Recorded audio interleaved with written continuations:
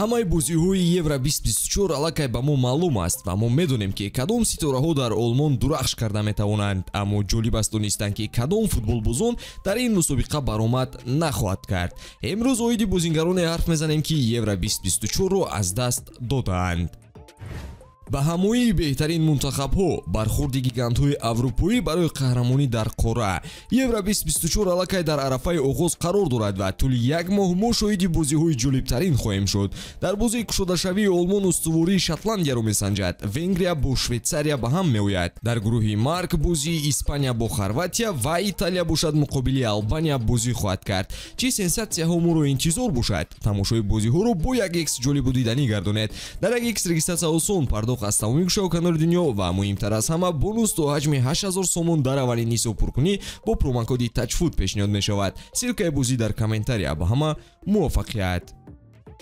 аз Эрлинг Холланд шурӯъ мекунем. Норвегия аз марҳилаи интихобии ҷоми Аврупо нагузашт ва ин маънои онро дорад ки мо яке аз ҳамлагарони беҳтарини қораро дар бозиҳои ЕВРО-2024 нахоҳем дид. мухлисон аллакай оиди ҳунари Одегард ва Холланд суолҳо дода истодаанд, зеро Норвегия боз аз мусобиқаи бузург бенасиб монда истодааст. Гарет Бейл Уэлсро ба пеш мекашид. Роберт Левандовски то ҳол ба Полша кӯмак карда истодааст. ҳатто Кварацхелия Грузияро дар аввалин мусобиқаи байналмилалӣ дар тобистон сарвонӣ мекунад. ба ҳамин хотир мухлисони норвегӣ талаб доранд ки Холланду Одегард ки дар дастаҳояшон фаъоланд барои комёбии Норвегия ҳам кӯшиш кунанд.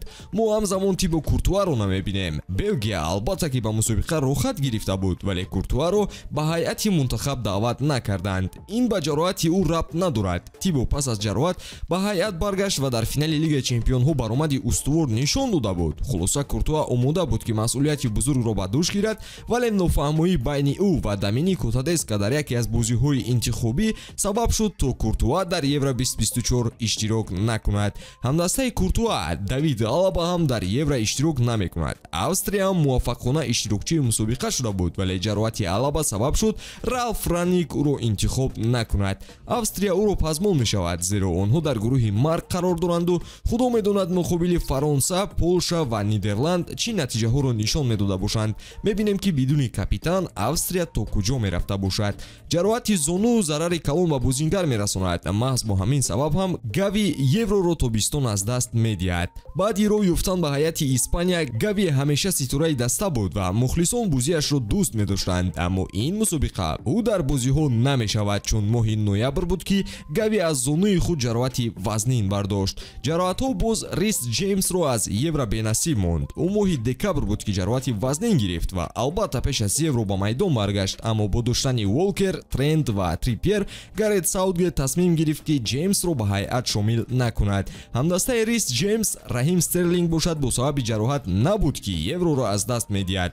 ӯ аз формаи беҳтаринаш рақиб мондааст. Стерлинг дар Еврои гузашта дар ҳайати Англия ситора буд ва мунтахабашро то ба финали мусобиқа бароварда буд, аммо ин навбат Евро-2024-ро ӯ аз оинаи нилгунаш тамошо хоҳад кард.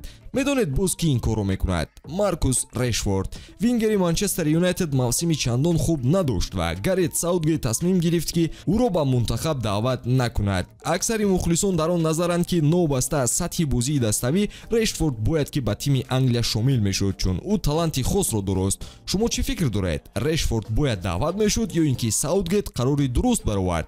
ҳатман фикратонро дар комментария нависед. ба ҳимоятгаре менигарем ки сазовори бозӣ дар Евро буд. Хумелс. ҳимоятгари марказӣ яке аз калиди муваффақиятҳои Дортмунд то ба финали Лигаи Чемпионҳо буд. ӯ дар ҳарду бозии полуфиналӣ беҳтарин бозингари дидор эълон шуд. ҳамлаҳои хатарноки ПСЖ-ро маҳз ӯ бартараф карда буд, вале Юлиан Нагелсман барояш мавқеъ дар ҳайаташ пайдо карда натавонист. ин қарори аҷибу ғариби мутахассиси олмонӣ буд, гӯем хато намекунем. ҳарчанд Хумелс ҷавон ҳам набошад, вале дар ҳайати мавсимии Лигаи Чемпионҳо ки роҳ ёфт, бояд дар Евро бозӣ мекард. ҳамин хел не, аммо Нагелсман қарори худро бетағйир боқӣ монд. ба ҳамин тамом дӯстон, боварӣ дорам моро мусобиқаи хотирмон дар пеш интизор аст. ҳатман дар канал обуна шавед ва наворҳои ҷолибро сари вақт тамошо кунед. то боздид.